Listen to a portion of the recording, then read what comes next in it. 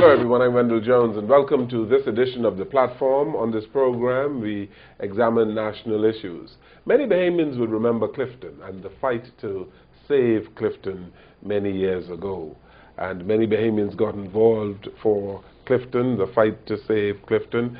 And today it's an attraction for Bahamians and tourists alike. And over the last week or two, we've heard people staking claims on how it came to be that Clifton got saved. And on our program today, we want to speak with somebody who has been involved in the fight to save Clifton and generally on some environmental issues. Our guest on the program today is Attorney Code Smith, who has fought for Clifton and indeed was the ambassador for the environment in the first Christie administration. He has written an editorial piece, what it's called an op-ed for the Bahama Journal. It's our pleasure to have him here today. Welcome to the program. Thank you very much, Mr. Jones. Godfrey Innes, nice to have you here. Thank you. You're writing an article this week for the journal as well. Yes. On gambling. On gambling? Yes. Okay, all right. Well, we're not here to talk about gambling today now. We want to talk, well, Code Smith probably want to do that in the latter part of the program, I don't know. Yeah. But your article, I read it, Mr. Smith, and there's a whole lot of history involved in saving Clifton. Yeah. Perhaps you'd like to tell us how that fight got started. I think it would be best, because we're talking now 14 years ago or more, that we should start a conversation with talking about Clifton simpliciter. Because there are a lot of people who are now of age and who could understand, who might not have been old enough even then to understand what was going on. Clifton, as we know, is on the southwestern tip of the island of New Providence. And it happened to be a place where a lot of people would only associate with Jaws Beach, would only associate with the rocks when it's time for mutton and snapper fishing, would only associate with Clifton Pier Bunker Station for BEC. But the reality is that what we had is also the Wiley Plantation, which existed way back from the 1700s coming forward. And but at the time when all of this thing started, a lot of people in the Bahamas did not really know about Clifton in terms of its heritage, in terms of its archaeological and anthropological significance. Most people didn't. In fact, the whole concept of Clifton came within the grasp or concept or thought of the Bahamian public when in 1989 Sir Lyndon, for his vision, decided to acquire the property that we now know as Clifton, which was some 208 acres of land. It was acquired and it was vested in the treasury of the Bahamas by way of a statutory trust. He attempted to acquire it. It was acquired. Was it really? It was acquired. It was gazetted. Everything, it was acquired. And without question, it was acquired. From whom? It was acquired from NASOC, a company called NASOC Limited, whose beneficial owner was Nancy Oakes, who was the daughter of Sir Harry Oakes. And so the acquisition took place. But what never happened was that the government then, nor the Ingram administration after Pinling, never paid for it. Right. But that's what I thought. No. But the payment is just simply your right as the owner of the land to the value of whatever it is. You are never entitled to get it back. Once it's vested in the treasurer, that's it. It's finished. You can only go after your money. And so that's why I say, as a matter of law, the land had been divested from NASOC Limited and put into the treasurer. So it became the Bahamian people's property. And so now enters the Bechtel and the Chaplin Group, which is a set of developers out of the United States, a very wealthy family called the Bechtel family, who determined that they want to develop Clifton, meaning the 208 acres of land, into a gated community. And when that came, and to create some 600 plus houses or so, when that happened, it sort of sparked some concern from Bahamian people across the board, because here it is now, based on what they had determined to do, you were going to have this Jaws Beach in the first instance that everybody went to was going to be cut off. You couldn't access it. And on all of the other things that people could do driving around the island, you could not access it. You could not do all of the things that you used to do in this bit of land, although most Bahamians didn't really know what it was all about. And that is when the matter started to get hairy. The government of the Bahamas then, the Hubert Ingram administration, made a determination and sort of bolted its feet to the ground and said that we are going to allow this thing to happen. We see that there's benefit for it. It's going to be jobs, etc., and all these other things. This thing is going to happen. That is the development, okay. The gated community of Clifton was going to happen. Of course, most Bahamians would not have been able to purchase in there because it was going to be designed like a life key is now, very high end, and you'd be spending a lot of money to get in there. That being as it may, once that happened and people started to resist the thought of this, the government of the Bahamas then decided that what they would do, they did 2 or 3 things. One, they engaged Doctors Farnsworth and Wilkie, 2 very noted archaeologists, to go out there and to do a report or to do an investigation to see if an archaeological study. Yes, an archaeological study to see if they would give, and in hopes, I think, that they would give support to the Chaffin Group, Chaffin Light Group, which is the developers, whose EIA, whose Environmental Impact Assessment, suggested that everything was fine. Yeah, this is a Chaffin Group out of South Carolina. South Carolina, yes. Yes. And in that particular set of circumstance, the archaeologists were saying something entirely different, and we, the people, started to get little snippets as they were going along, and we found out in the end that this place was the site for 3 civilizations that existed in the Bahamas. The Arawak Lucayan Indians. You talk about artifacts actually found. You also know that this was the gateway into this island and therefore into the Bahamas and into the Americas for the slave trade in part, and because there was evidence there. And then we also knew, of course, that the Loyalists also occupied this particular bit of land. And so when all of this started to come to the people's knowledge, everyone decided and determined that they were going to resist. And this is when then the government decided that they were going to play a game. And the game that they decided to play is, let's go to the people. But now, going to the people, Mr. Jones, what they decided to do is to go to a church hall that is in Lyford Key or near Lyford Key. So they really made sure that this town hall meeting that they organized was far away from the majority of the people, who probably would have had an interest. But it backfired because it was well attended. It was well attended. The Chaffin Group was there. The meeting was being chaired by Mr. Tommy Turnquest, who was the minister, I think, responsible for works, and so had a lot to say as to whether this development was going to go forward. Many people, like myself, did not really have an interest in saying going to this meeting per se. I mean, I was almost just stared there mystically, just driving along and decided, listen, let me just go and see what this meeting is all about. I think it was being held live on radio at the time. And when I got there, I listened and I participated in the sense of just being there to listen and see what they were talking about.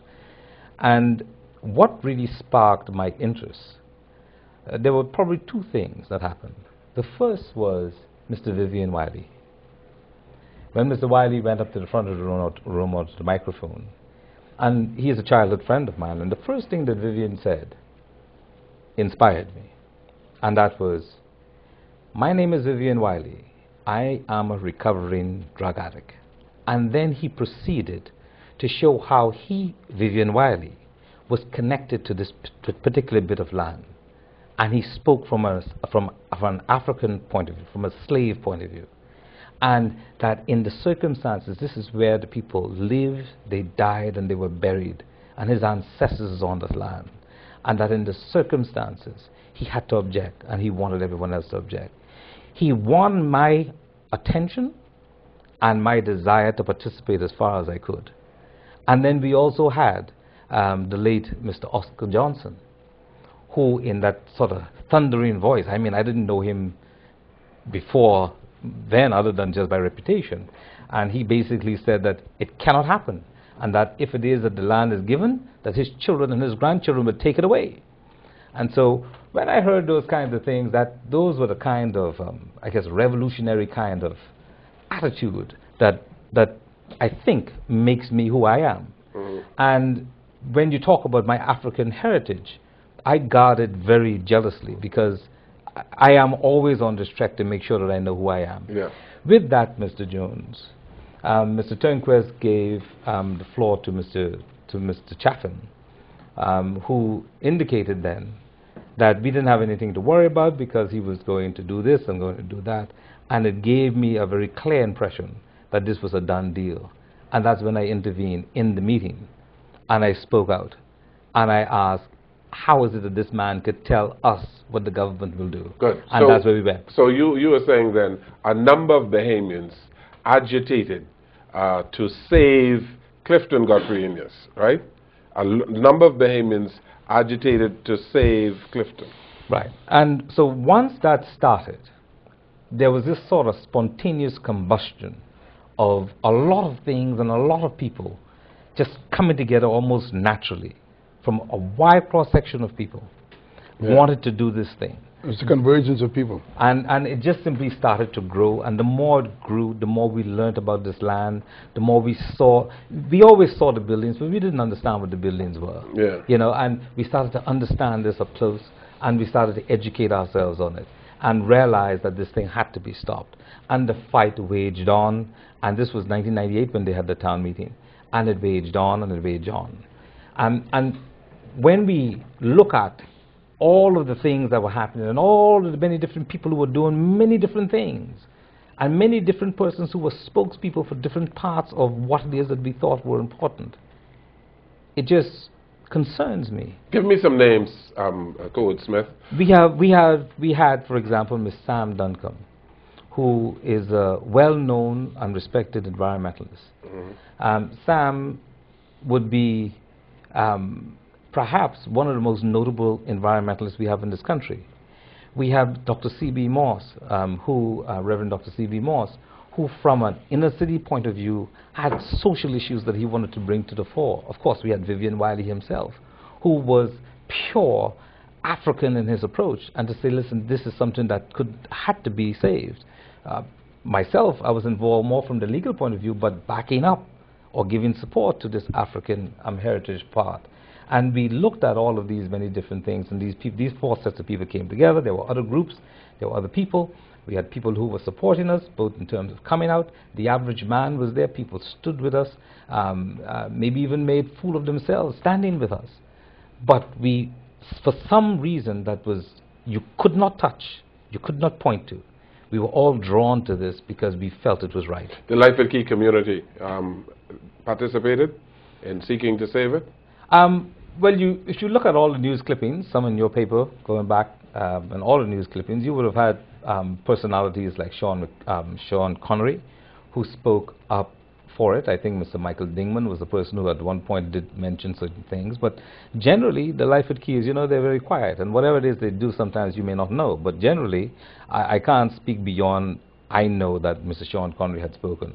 But we had a number of other people who participated in making sure that this happened, both locally and internationally. I saw in the newspapers recently the Prime Minister giving some kudos to Louis Bacon. And Bacon seemed to take some credit. And no, he doesn't seem to take some credit, Mr. Jones. He took the credit. He took the credit. He took the credit. Now, let me step back before we talk about Mr. Bacon. I know that Mr. Kennedy, Robert Kennedy Jr., was involved, even to the point where he was put on a stop list at one point, or there was an attempt to put him on a stop list, or it was reported that he was. And he fought. He fought to some degree in terms of he brought his celebrity to bear for as far as it could go. But when it comes to Mr. Bacon, as one of the persons who were in the inner core of the happenings and the movement and the strategic steps and the organization and the bringing together of people from outside of it, I never met Mr. Bacon in my life. And as far as I'm aware, he was not involved, at least not to the degree that he would be entitled at this point to say he led it. Was he involved or was he not? I cannot tell you. All I can say to you is that what I can tell you is about what I know. Now, the thing that wakes me up today about Clifton again is that Mr. Bacon recently got an award from the Audubon Society in the United States. Well-respected international organization. Mr. Bacon is known worldwide as being a philanthropist when it comes to environmental conservation and protection.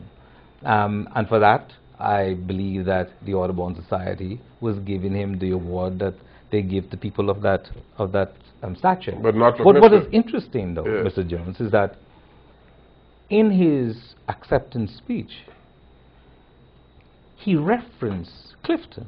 He almost pulled it out. He spoke about Mr. Christie. I spoke about Mr. Christie, and Mr. Christie's, Ms. Christie even released, had a press release that I'm sure you carried it, everyone carried it, where Mr. Christie, in his utterances, give credence to the fact that Mr. Bacon led this. Now, when you have the Audubon Society, as big as it is, as international as it is, who's recognizing Mr. Bacon, not only for all of the many other things he did, but for this thing called Clifton, and they say that if it were not for Louis Bacon, essentially, these are my words, that Clifton would not have been saved. And my Prime Minister give credence to that. That is a blight, and that is a serious slap in the face of the many average Bahamian people who played a part. This was a great opportunity for the Prime Minister to say and to speak in our 40th year of independence, to speak about the indomitable spirit that our people have, and that if it were not for our people, that this thing would not be safe, as opposed to saying, if it were not for Louis Bacon leading the fight, it would not have happened. And then when you look at this, Mr. Bacon knows full well what it is that, if he did anything, what he did and what he certainly did not do.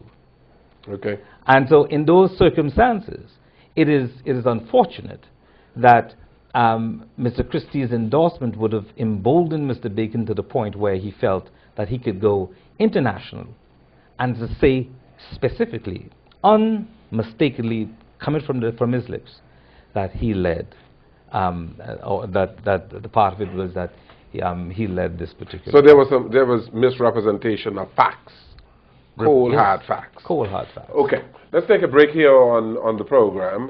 Godfrey Innes has a question for you, Code Smith. We're going to continue to talk about Clifton because it's very important that people are well educated on it. We take this break, we'll come right back. We're back here on the platform this evening, and we're talking about Clifton, how it came to be, and the people who led the fight to save Clifton, because Code Smith says that there have been some misrepresentation of the facts, some revisionism, eh? Yes. And I think that as a people, we have to get this one right, because if we allow this to go on for much longer, by the time as my child, who's 7 years old, gets 21, he would really not even imagine or know of any involvement that his father would have had in this Okay. fight. Godfrey Innes? Mr. Smith, talking about history, it seems as if, and we're talking about revisionism, it seems as if there's great emphasis on the fact that you hear about the African slave quarters at Clifton, right?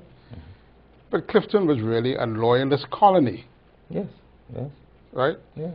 And there are Loyalists who have their descendants in this community today. Yes. Right?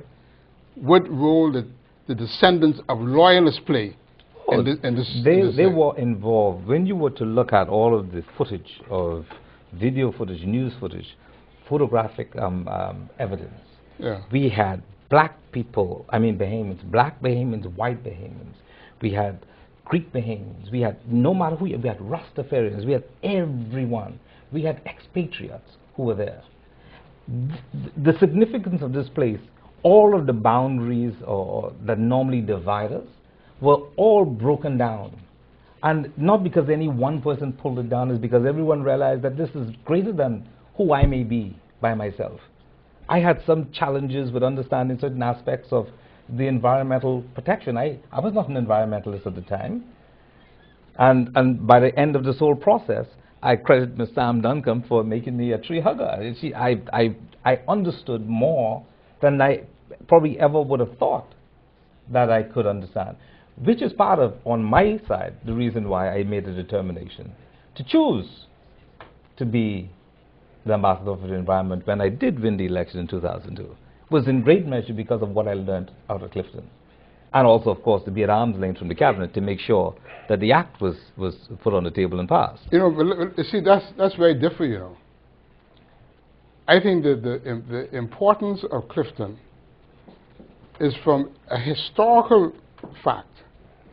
As you're talking about, it represents an era of this country. Yes. Right? Not so much environmental. No, the true, and yeah, like I not said, so much. It's a historical fact that it was a Loyalist. But before that, right? But before that, Mr. Enius, it was actually a community or a village of Lucayans.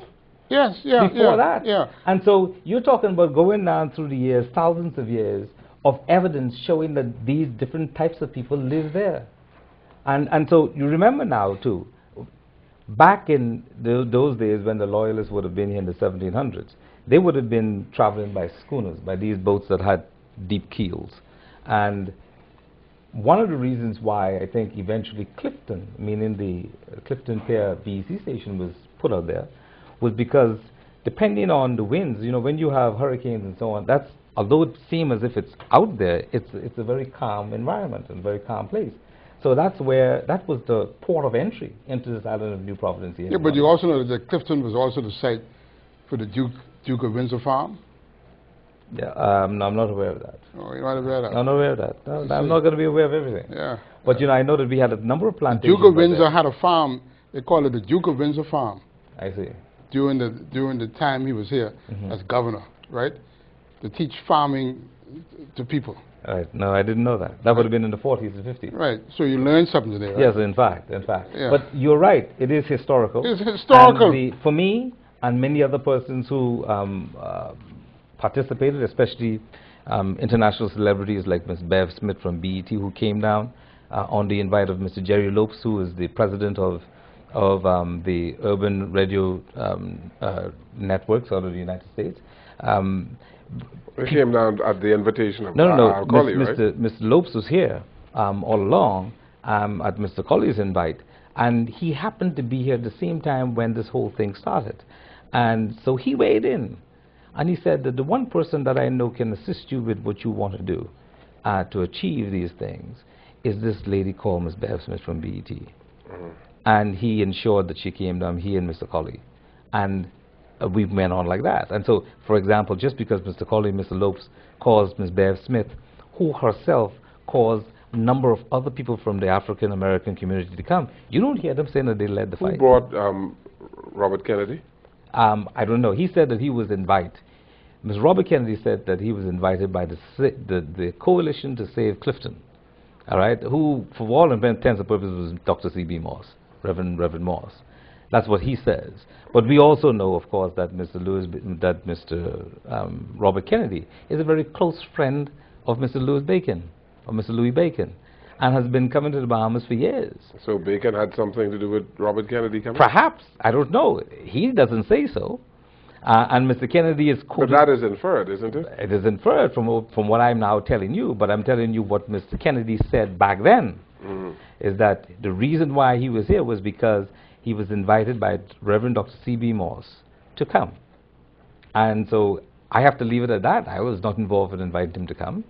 So the move to save Clifton, in your opinion, was a kind of grassroots movement? It was a grassroots movement that had people who had connection to those who are other than grassroots.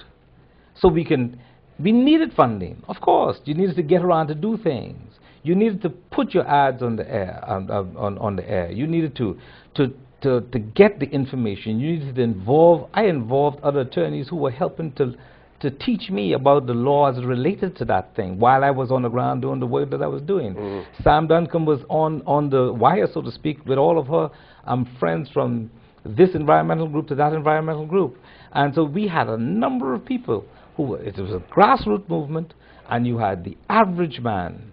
And this is the thing that would come out, that I would have thought would come out of Mr. Christie's utterances in recent, is that it shows that the average man has a part to play, and he will never be sidelined, especially when it is an important aspect of history. And I think that, unfortunately, he missed that. Yeah, Christie himself, as Prime Minister, went to Clifton and made a statement that he would save Clifton for the people, didn't he? While he was leader of the opposition. Opposition, yes. Leader of opposition, that would have been in 2000, maybe around March or so, I think it was, when Mr. Christie went on the beach of Clifton after some of us were lobbying very hard and heavy.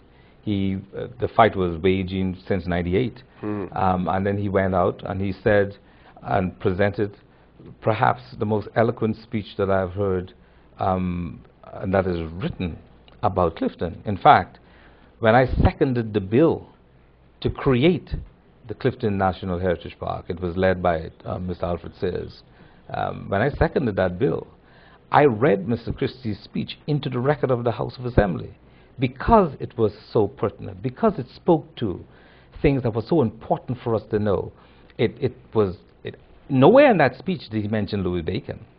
Nowhere. Mr. Smith. And nowhere in his presentation, even in Parliament in 2004, when we had the debates, did he mention. And so it's very odd, to say the least, that in the year 2013, when an organization such as the Audubon is going to recognize a man who is internationally known, such as Mr. Bacon, who wished to now say something about Clifton, that the Prime Minister forgot that this was a grassroots movement, that even Mr. Bacon himself, in his acceptance speech, says that Mr. Christie rode the crest of the wave of Clifton into government in 2002. And he's not mistaken about that.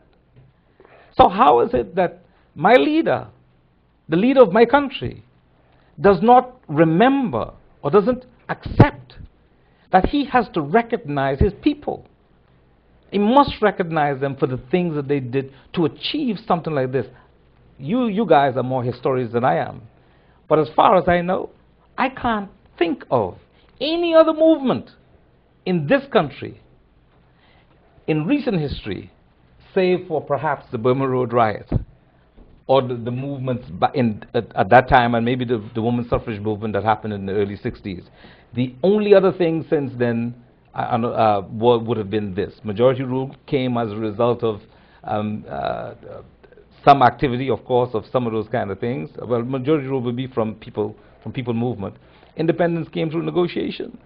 And so here it is, that's my last point. Here it is that you have now in 1998, when the government, Mr. Ingram himself, had forgotten who he was, meaning who he was being a Bahamian, that he wanted to give this prestigious piece of land away. And the people turned him back. The people turned him back. Not Louis Bacon.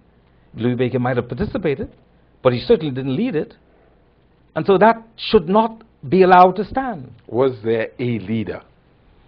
I don't think that there was a leader, and that's one of the things that made this such a great thing.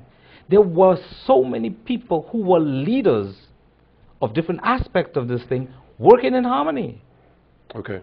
And when, yes, you're going to have your little fights and little spats, of course you're going to have that. But in the end, the objective was achieved. All right, you achieved the objective in terms of the Bahamian people getting Clifton back, right? As a historical site dealing with our heritage, what is now emanating from that today? Well, Which studies are coming out of that particular area of New Providence? What new information is being gleaned as a result of having that?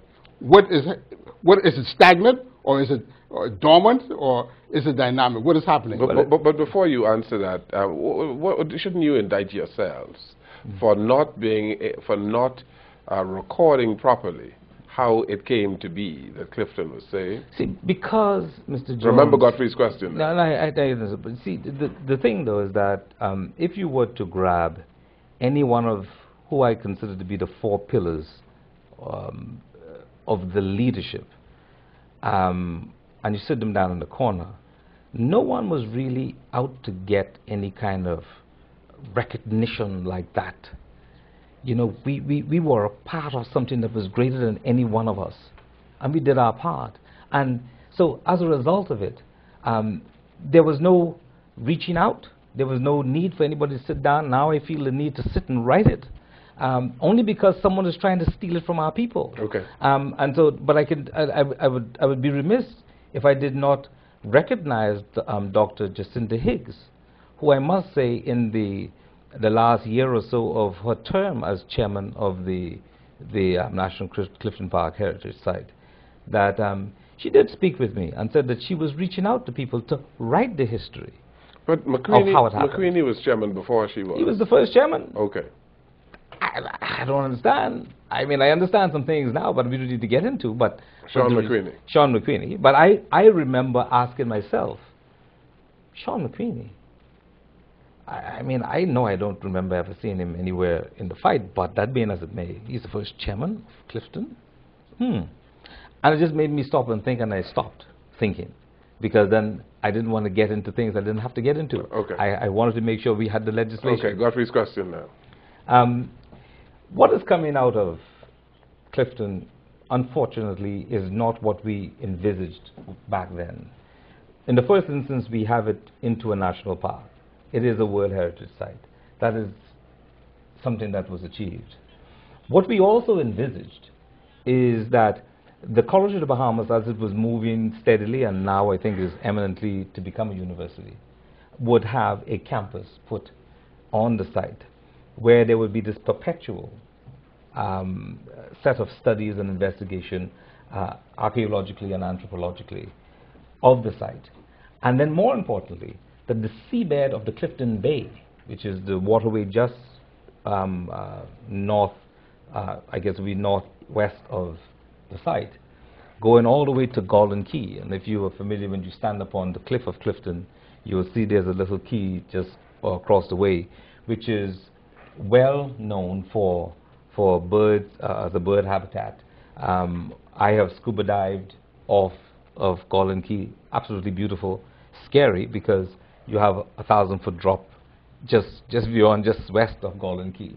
But we would do studies from, in terms of the kind of habitat, land habitat we have, in terms of the kind of sea creatures that frequent the area.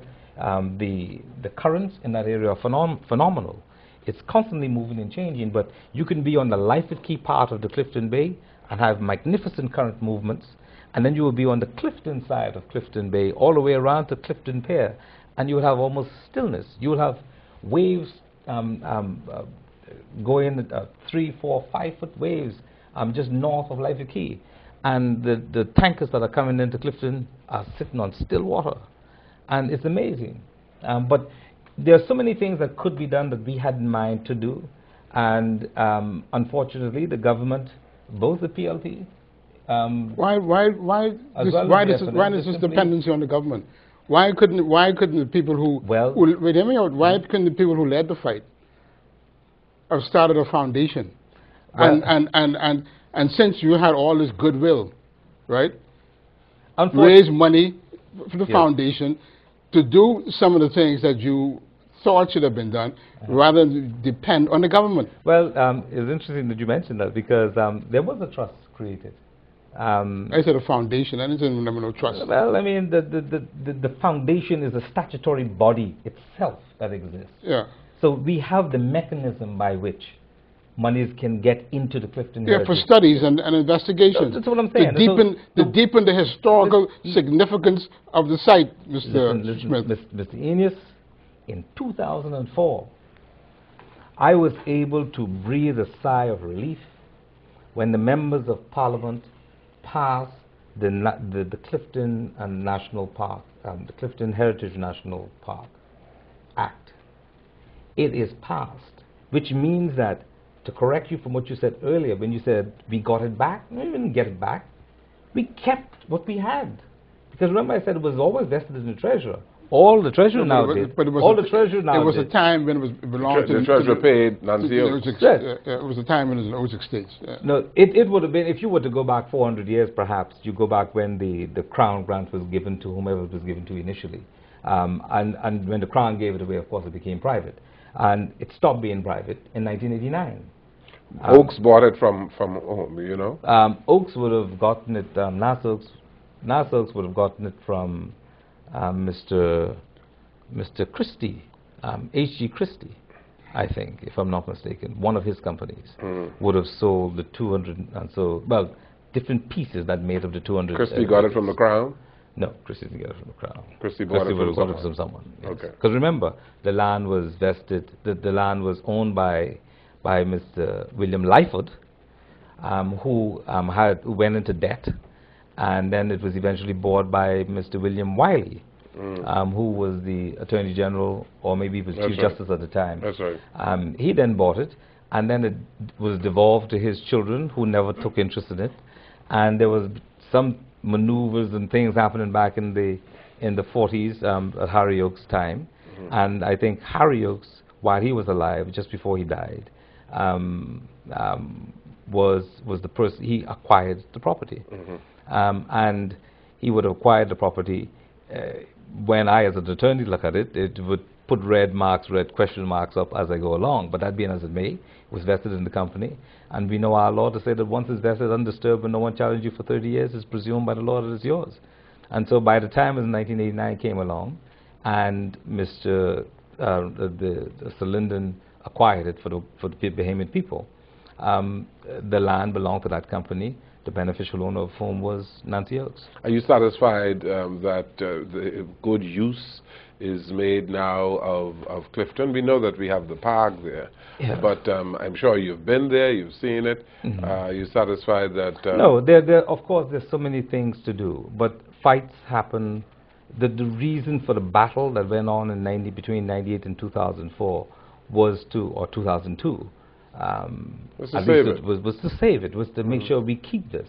And also, to keep in mind, Mr. Jones, that there are some 300 plus acres on the opposite side of the street that is a part of this whole thing that Dr. Wilkie and Dr. Farnworth talk about, that there are some things that are there. My lobby when I was in Parliament was to make sure the Act came to being. That happened. My press and my push for more money to be put in it didn't yield much at that time. The F&M won in 2007, other than the fact that they simply walked into our shoes, and they did have Dr. Higgs there, who I think did a very good thing for the park. But it went stagnant. We do have tour guides and so on are there now going on. So there's some benefit that's inuring to our touristic product. Because part of the fight that I had from an African point of view, which I know Ms. Bev Smith pushed out to get the African-American community behind this, and they went to the doorstep of the Bechtel Corporation, is that what we discovered and what we found out from the archaeologists is that this was the gateway, essentially. So a lot of the African-Americans that you see in America actually at some point came through the Bahamas, or might have come through the Bahamas, as some of them went through Cuba. That we know from the whole thing that was going on. So when you look at all of these many different things that was happening, all converging together, you can't have Mr. Louis Bacon, whose ancestry goes back to, interestingly enough, to North Carolina, and to a time when, of course, his ancestors did things that were opposite to what we're trying to speak out against. They were slave masters. They were slave masters. Yeah, but so were the Loyalists. But not just slave masters. But we'll get to that thing in another time. Okay. We don't need to get into all of this. This is not about Mr. Bacon per se, other than the fact that he told something that was untrue, and he knew it is untrue. And he ought not, even though our Prime Minister fell down, Mr. Bacon ought to have made sure that this lead claim or tag that was put on him, that he accepted and said yes he did, he was supposed to dispense of it immediately. Okay, let's take a break here. This is the platform. Code Smith, former Member of Parliament and one of the persons who was involved in saving Clifton You take that credit, right? I was involved. Yeah, I was involved. You're a modest man, right? I was involved. Yes. We take this break. We'll come right back. We're back here on the platform, and Code Smith is our guest on the program today. I believe you made your point on Clifton in terms of the real fighters of Clifton, for Clifton, and how it came to be. And I don't want to lose the point before we go into anything else, Mr. Jones, that Mr. Bacon, I think, knowingly said something that was untrue. It should not be permitted to stand. This is not to put a blight on anything that he has achieved as an environmental conservationist and a philanthropist that would qualify him for the award that he received. That is not my purpose of being here. But for him to suggest that were it not for him and his friend, Mr. Kennedy, that Clifton would not be saved. Yeah, the Bahamian people, right. The attentive public would know better. Those who were alert. But as Mr. Enos sort of chastised me, and you as well, about writing it. Unfortunately, because we are not normally people who sit and write the history, I think people sometimes take advantage. And that's why we would have, when the leader of our country, who was there, who knew, who stood on the beach, who felt the spiritual and the spiritual lure of the place, he felt it. You can't not go there and not feel it. You can't not go there and see things that I have seen all my life on the other family islands and never knew why it was there. When you go again, you check. Behind every slave house is a tamarind tree. And as a man from Auckland, you would know that a tamarind tree is there so you'd build lime kiln. And that's why you have stone buildings made right there.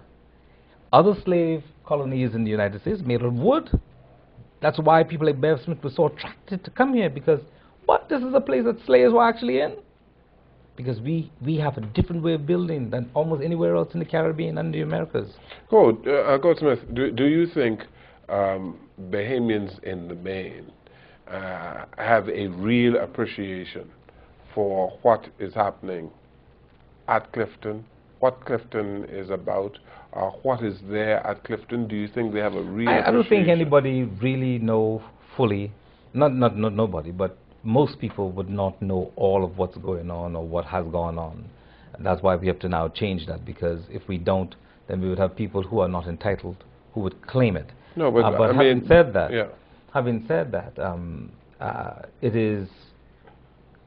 there is so much to know and to learn about so much of the Bahamas, and Clifton is one of them, that it can't be done in a generation.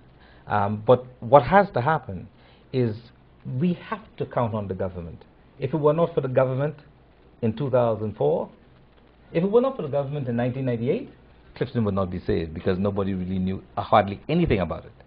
If it were not for them trying to do what they should not have done. If it were not for the government in 2004, who wanted to live up to the commitment, we would not have it now preserved. And so government has to take a certain leadership role, because now the land is vested in a statutory body. Yeah, but with all of the houses that have been preserved and what has been erected there, do you think sufficient Bahamians, especially school children, go out there and I think it's been increasing. Are they sensitized? Yes, they are. Yeah. And I've seen, and if you were to go on the website, they would show you some of the things.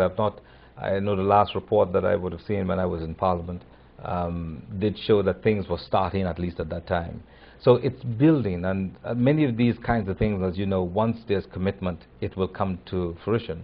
And so people like Louis Bacon, for example, who is a philanthropist, perhaps one of the things he ought to be doing, just simply suggesting that he was the leader of this, is to simply make sure that he direct monies to go into it, and direct as many of his friends. But here it is, at this one last point on, and then I'll leave it for you all to decide how we go. But when you have, at the Audubon Society, you have on one hand, you had Mr. Louis Bacon.